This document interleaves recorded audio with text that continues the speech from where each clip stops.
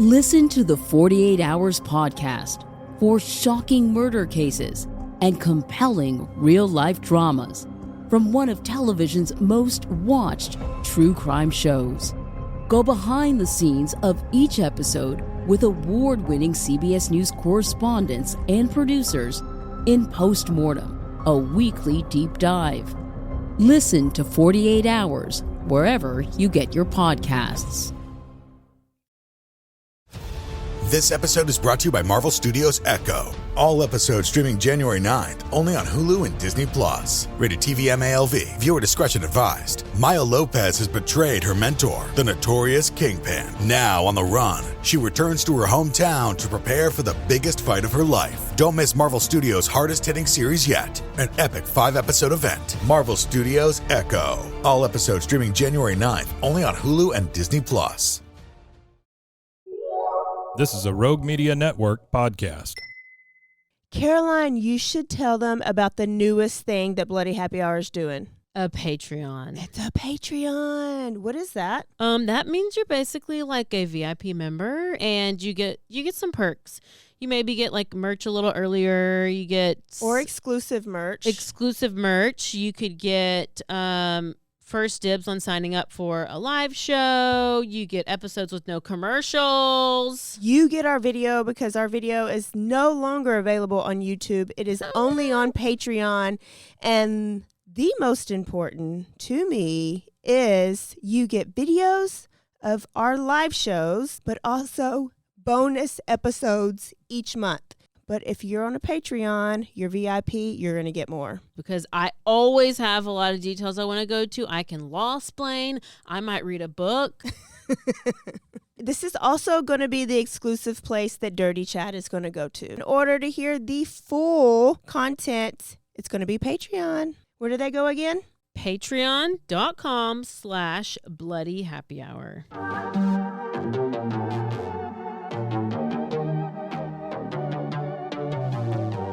Hey y'all, I'm April. And I'm Caroline. And this is your Bloody Happy Hour. Caroline, are you ready for this? This is your newest guilty pleasure. It's the bloodiest part of your week. Did we say something about it also being happy hour? Show did. Because we about to be sipping on some murder. Bloody Happy Hour.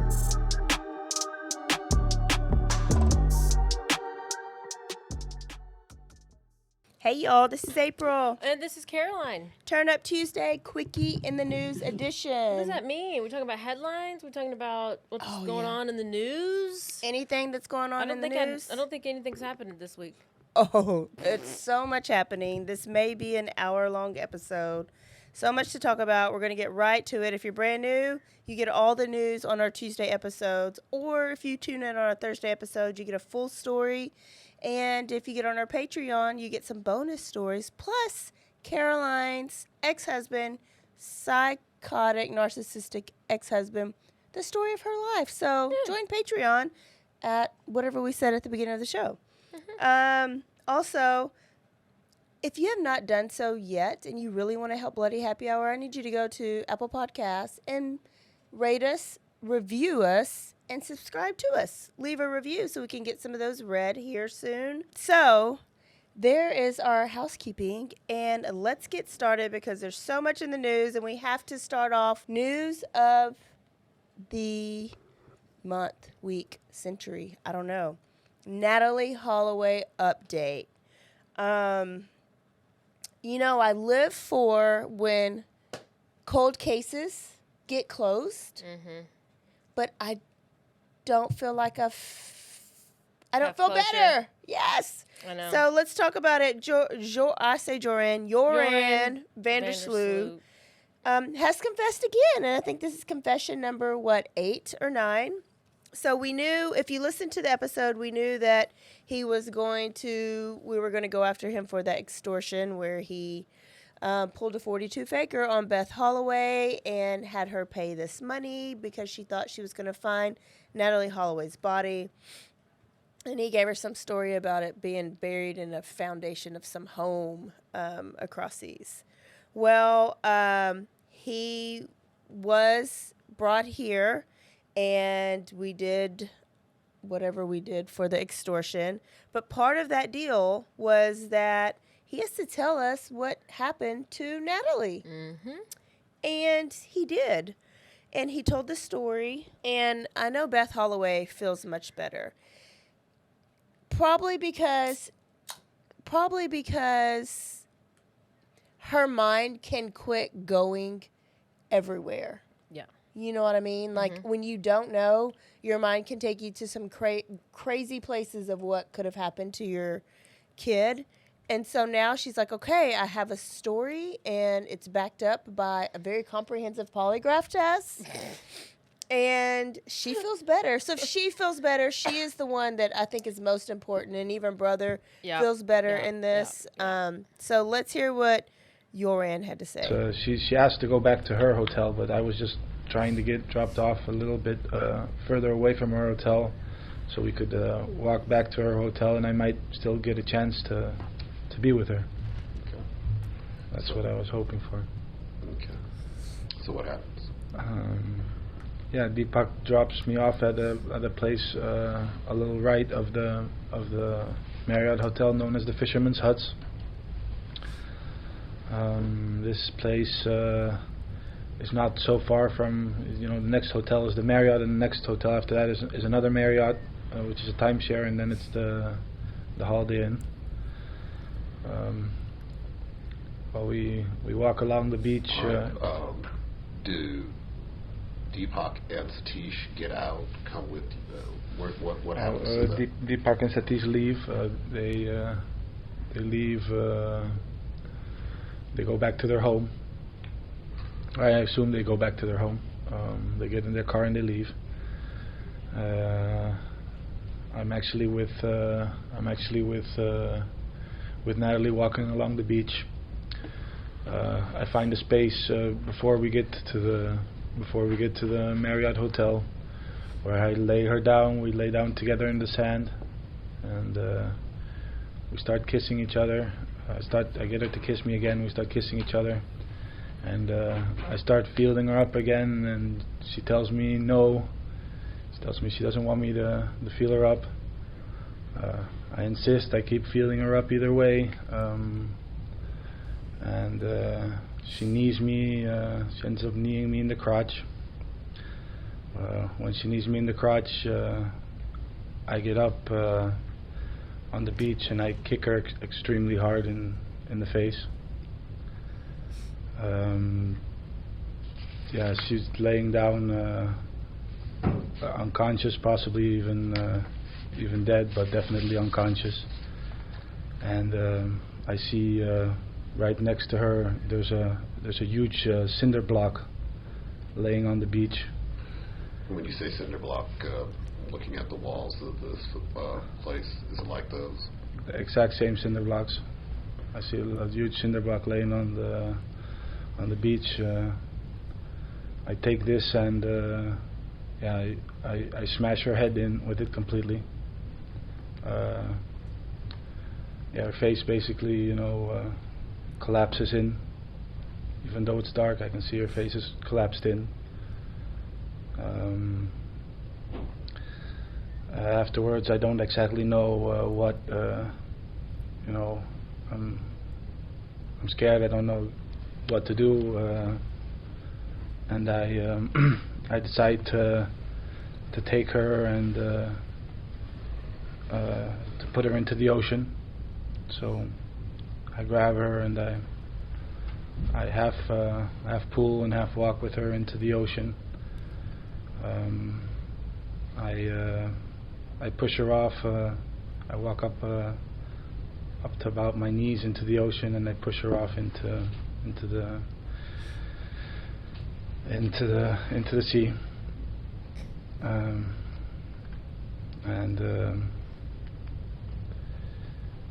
After that, I get out. I walk home.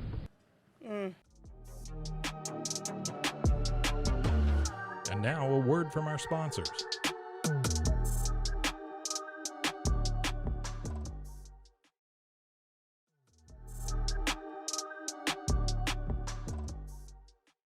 Caroline, what do you think? I think think there's a lot of half truths in there. Yeah, I mean, who's going to call this bullshit?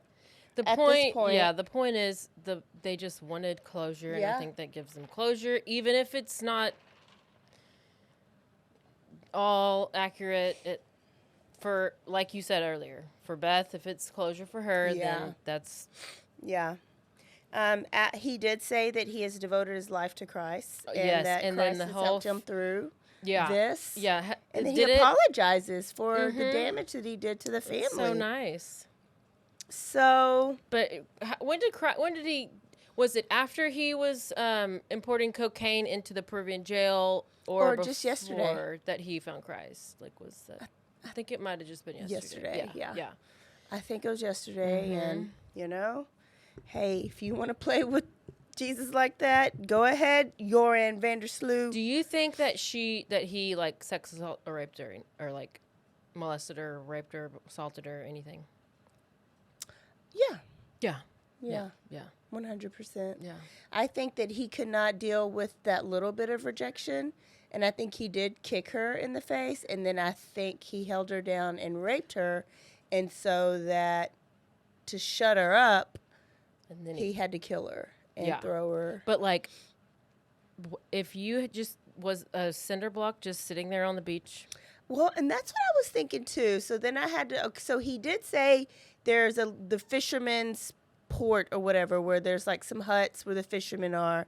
And so I think it was Joseph Scott Morgan. He was like, you know, you do see where these fishing boats will come in, and instead of like getting out their anchor, they'll just go ahead and just tie down their little rope to put it under the cinder block and go get their bait and then like go back out instead of doing the whole like anchor type thing.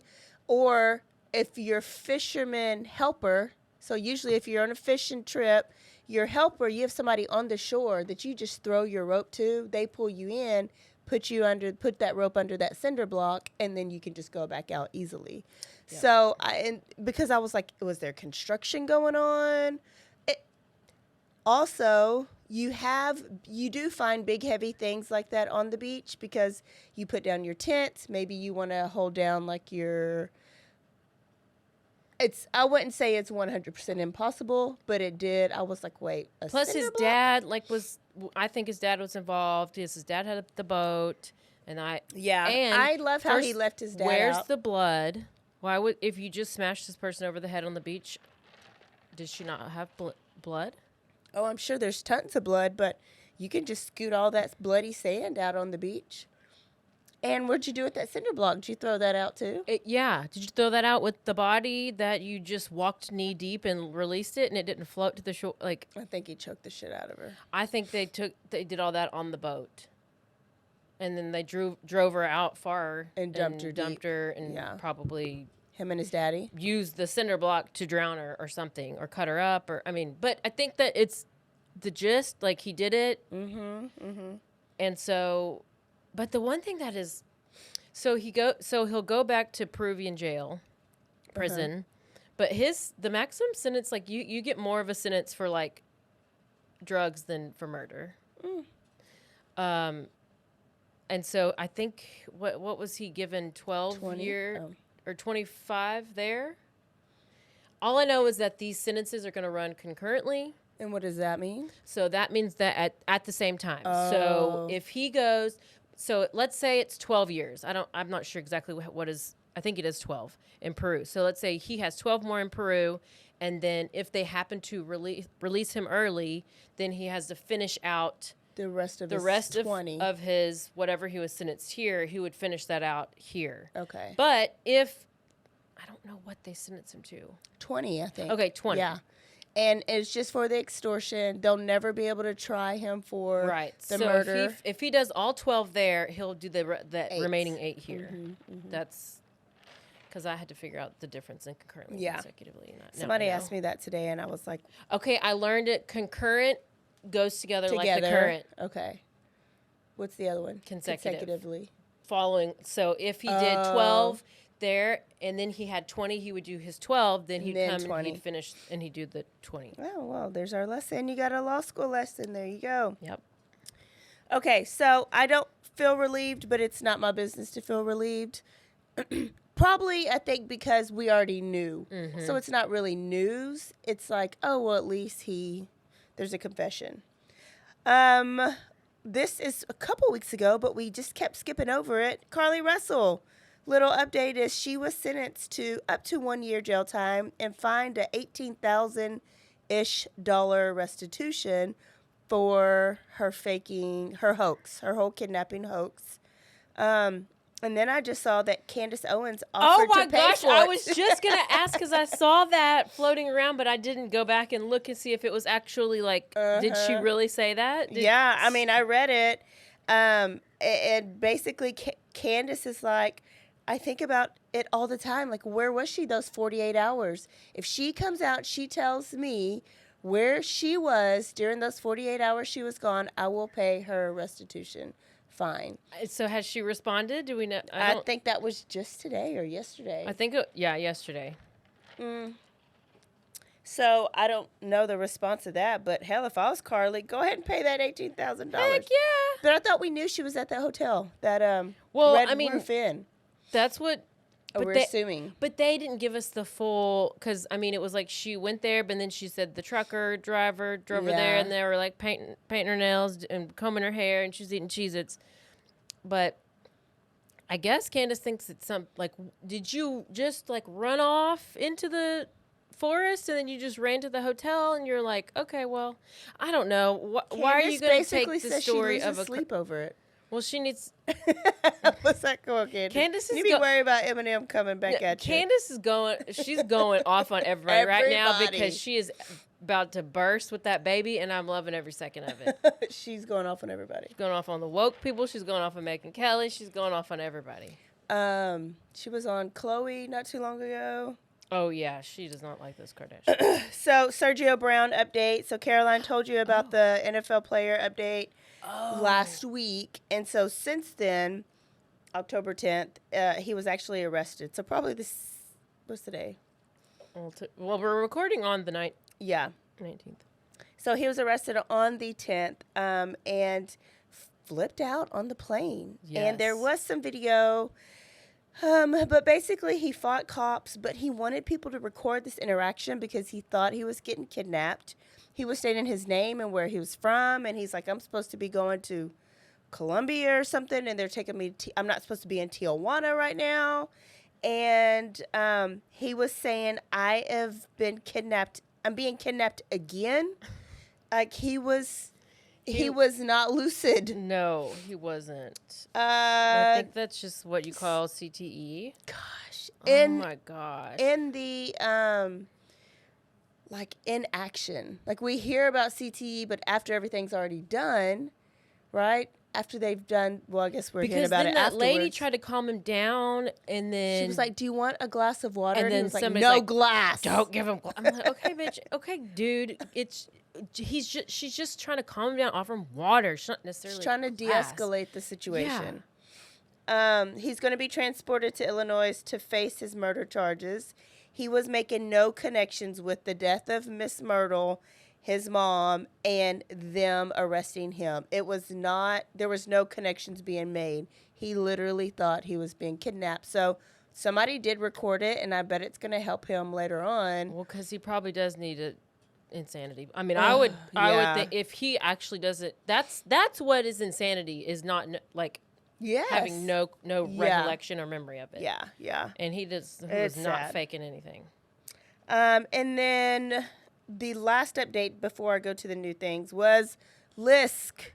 And I did finally listen to that press conference, the Long Island serial killer Rex Heuermann, however you say his name. Yeah. And so much came out in that press conference. But Caroline, come on, I know you got it all in your head. I do not, because I have to listen again because it was so much. But basically, it's the attorney for Shannon Gilbert who came out and gave all these allegations.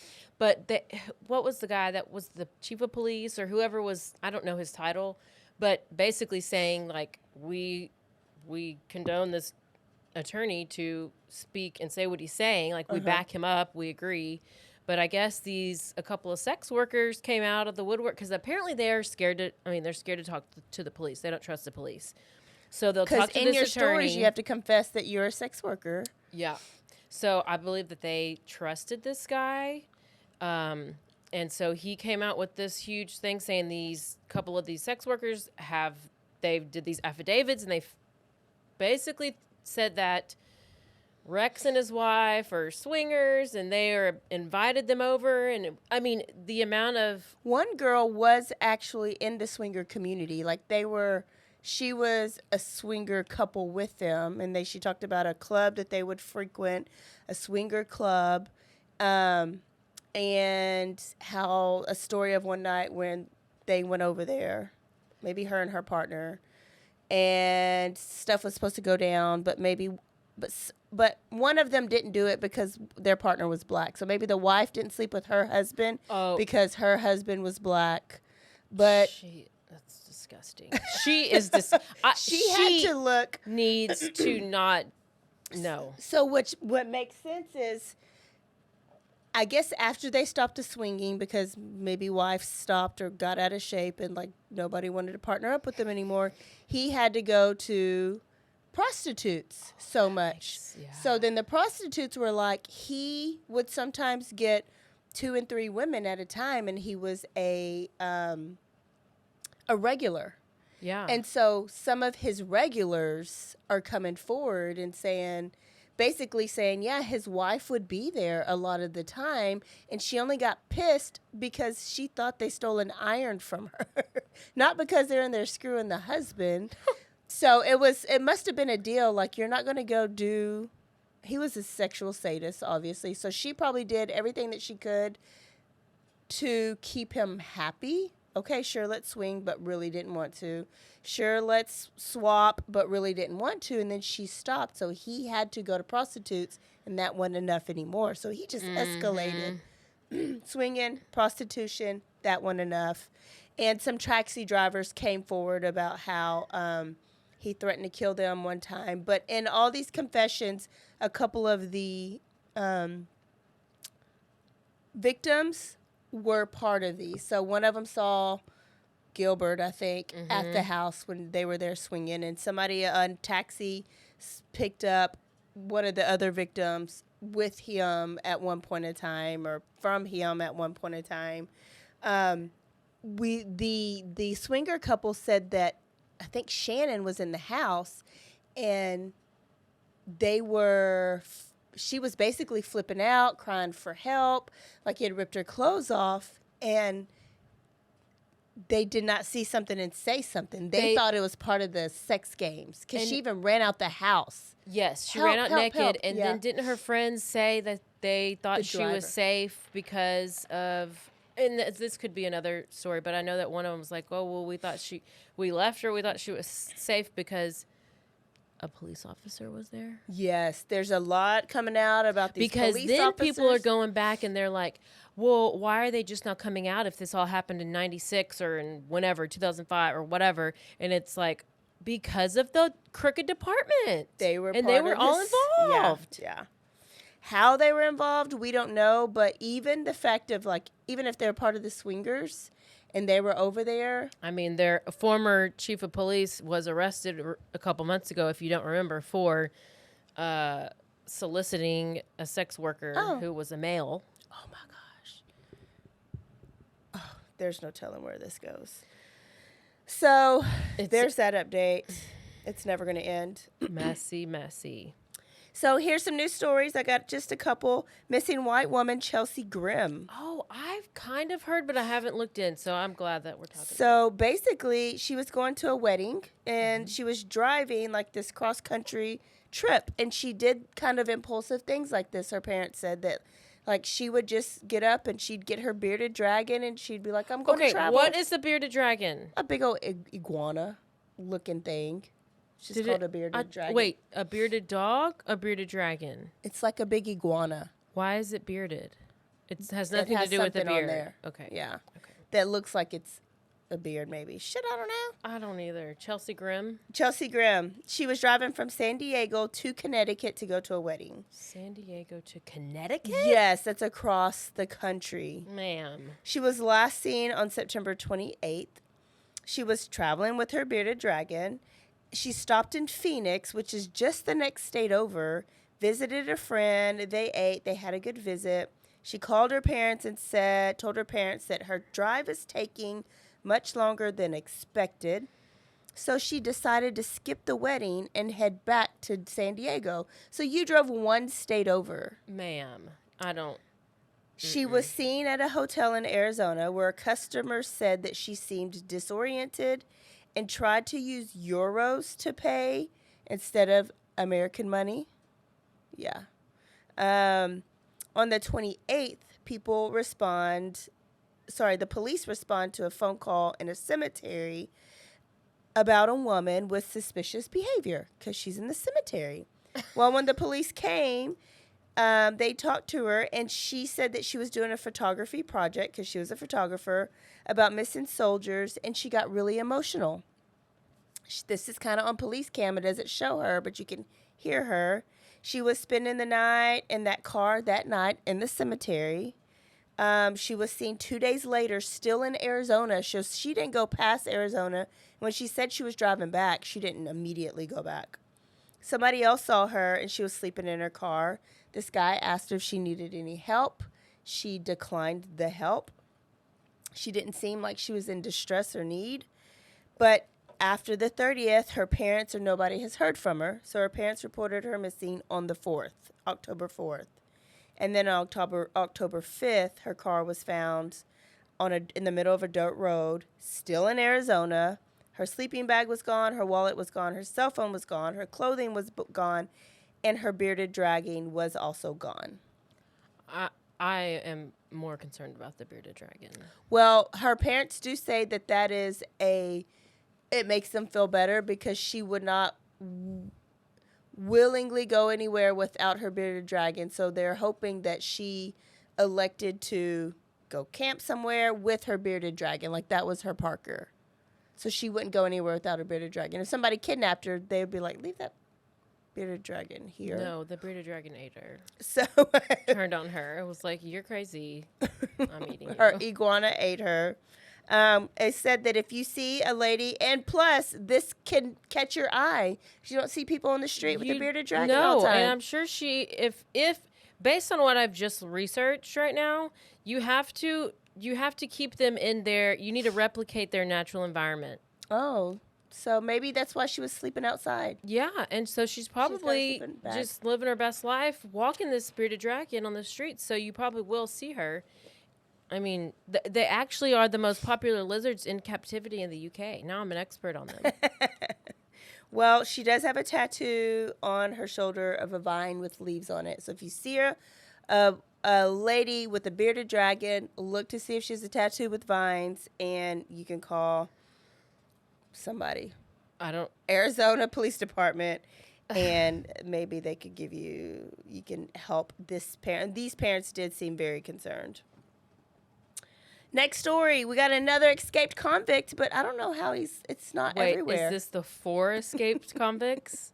No, I just have one. Okay. Right out of Houston, so he's probably in Waco. Oh yeah, he's probably my house. Actually, I've helped him. Oh, he's actually not bad looking either. So his name is Michael Devon Combs. He's 32 years old. Keep him out. He looks like a big, broad-shouldered basketball player. So he was at the Harris County Courthouse, and he was sitting down, and he was shackled on the bench, like in the hallway of the courthouse, where a big old brawl broke out in the courtroom next to them. So his security police officers left him sitting there shackled while they went to go take care of the brawl. Not brawl. Not training brawl. When they returned, he was gone, but the shackles were there. How did he get out of? He's Houdini. He is Houdini. He's obviously good with his hands. He walked smooth out, went down the elevator, removed his ankle monitor once he left the building, and he gone. And he had on normal clothes because when you go to court, they let you wear your clothes. So he had on a blue shirt and khaki pants, and he literally walked out. OMG. I need to know. They are investigating. So he was in jail for domestic abuse. He strangled the mother of his children back in 2019. Oh, no. Got in trouble for that, and obviously they got back together because in 2020 he did it again, but this time he strangled her with one hand and punched her with the other. I feel like that was some WWE stuff. And when he went to see the judge, his bond was revoked. Why is this not anywhere on the news? It is. That's where I saw it.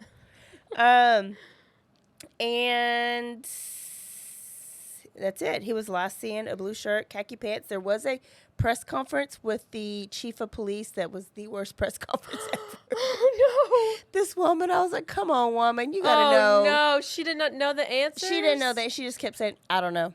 I don't know.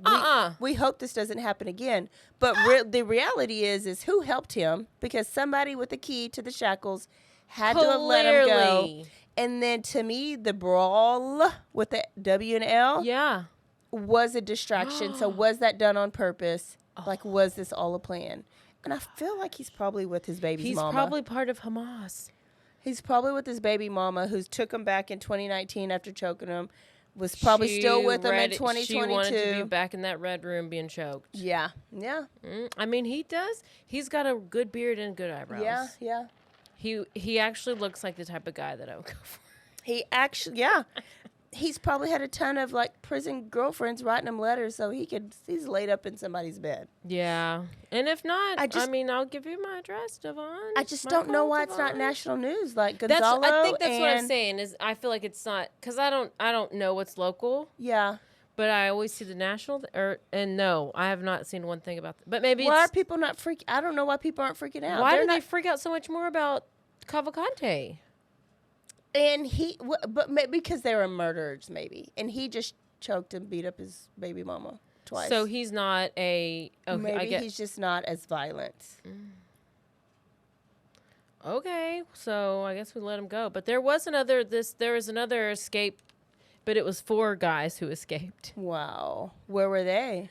But there's not enough guards at this oh gosh, I don't even know where it is, Alabama or something. Okay. There wasn't enough guards at the prison to keep watch, and so they had planned it. They picked what is this? An ice pick away at the wall for days, and like nobody knew about. I mean, and it's the whole thing.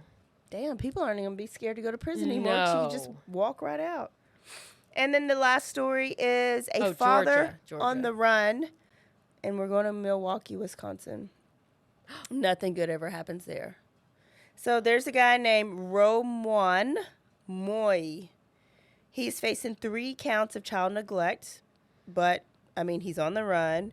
And 1 count of failure to report the death of a child. Oh, my gosh.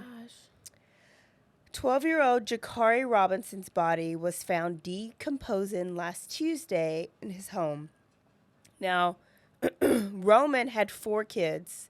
3 of them lived at home, but 2 of them were staying with the mom for the last couple weeks. But he wouldn't let Jakari go live with the mom. So he was like, you could take these 2, Jakari's staying with me.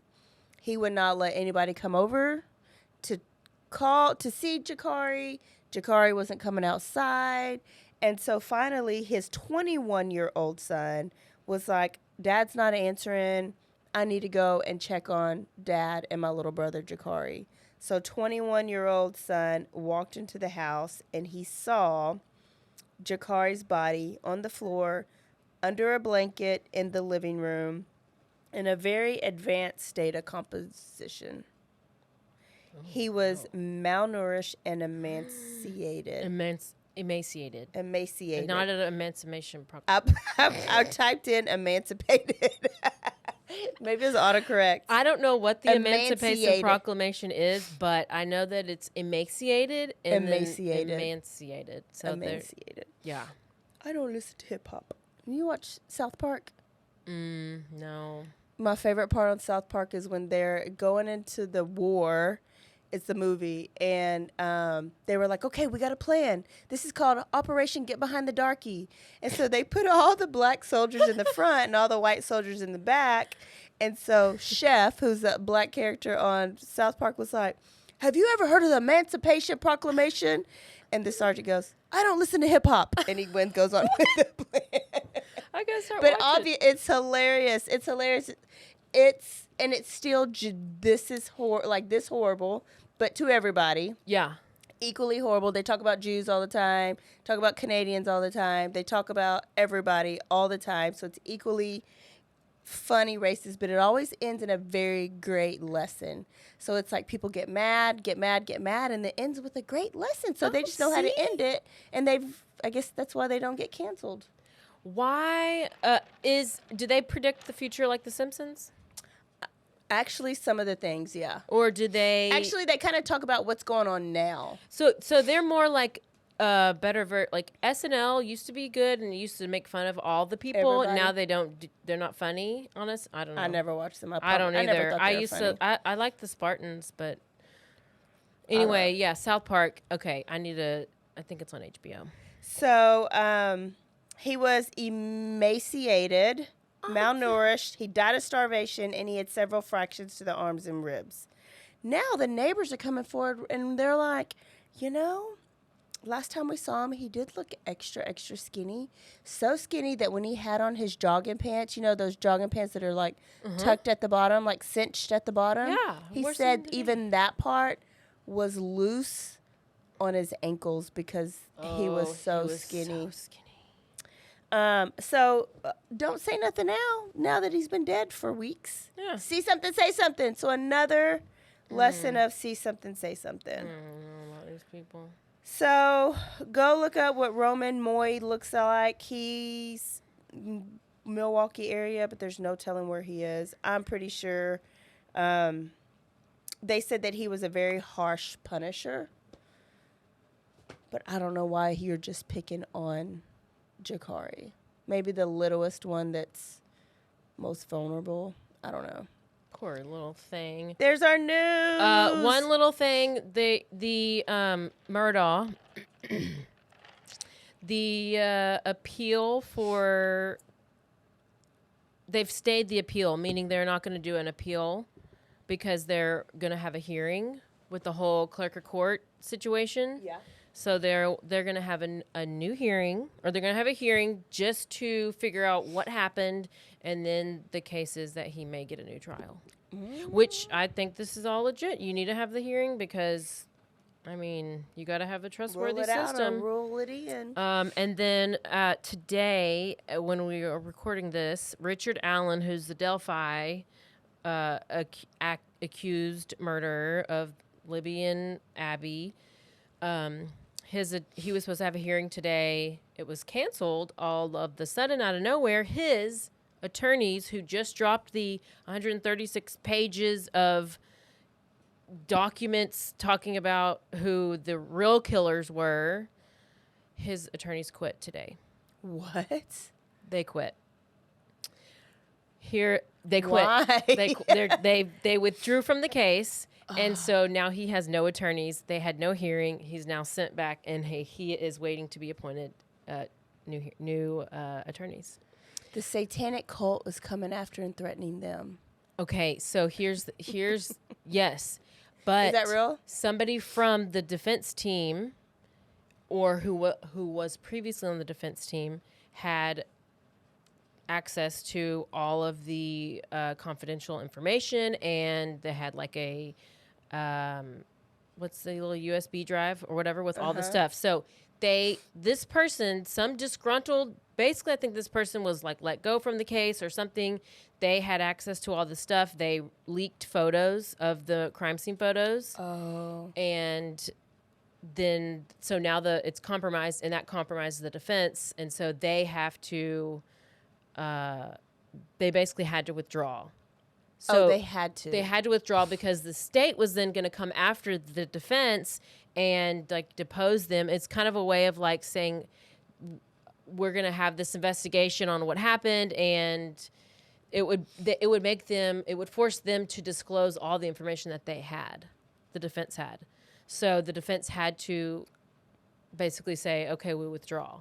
So if a new team comes in, do they still have to disclose the information, or it only goes to the ones that were in action when it all happened? I don't understand. That has to be why.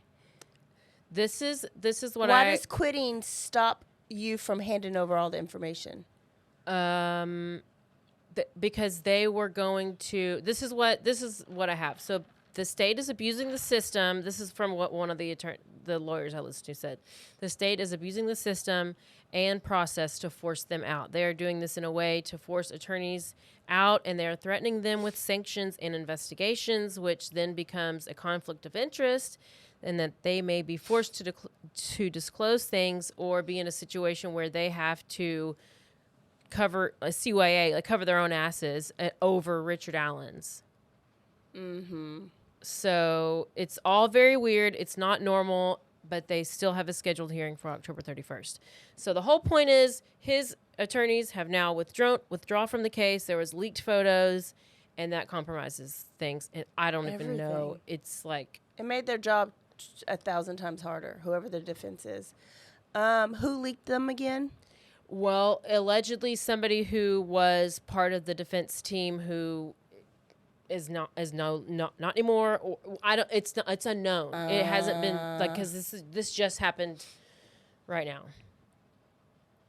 That sucks for Richard. I think that he did not do it. I think it was exactly what they said in their whole long story. And the satanic cult. Yeah, I think the police office. I don't know. I think it's all shady, just as shady like the LISK. Wow. Okay. All right, there's all your news. And we were drinking on Deep Eddy, and Caroline has some ranch water while we were doing this. So it's still always happy hour. If you're not working or driving, you should be pouring your drink when you're listening to Bloody Happy Hour. So if you're brand new and you're looking for a very professional documentary type podcast, that's not us, because it's happy hour. Yeah. And we're here to drink and have fun and talk about true crime. So if you love that, subscribe, and we will see you Thursday for a full episode. Where are we going, Caroline? We are going to... How do you not always know this on the back I know, of your because head? I'm always in different states. I think we're going to Minnesota. Minnesota? All right. We will see y'all Thursday in Minnesota. Don't forget to... Stay aware. Stay alive. And always be DTF. What does DTF mean? Down to find. Down to find. Bye, y'all. Bye. Hey, I'm Blair. And I'm Brittany. And we're the host of By the Cover Podcast. We cover everything from mysteries, thrillers, romance, chick lit, and even some smut. Don't forget the smut. Yeah. We're so excited to get this thing going and share this with you guys. We've been talking about this for months, and it's finally happening. Yes. Special shout out to Rogue Media for helping us with this. For sure. You can find us on Instagram at bythecover_podcast. You can also find us on Facebook and TikTok, so don't forget to give us a follow on those too also. And we are so excited to dive into some of our favorite books and share those with you. We can't wait. Hope you love it.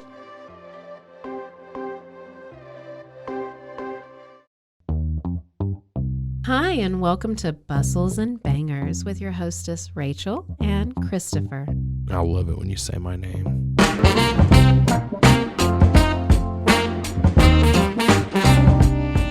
And you didn't say hi. I didn't. You just kept going. I'm going to introduce the book. I'm not reading it. It's because I don't like reading. Girls like cowboy butts, and those jeans don't hide anything. Find us on Instagram at Bustles and Bangers or on RogueMediaNetwork.com.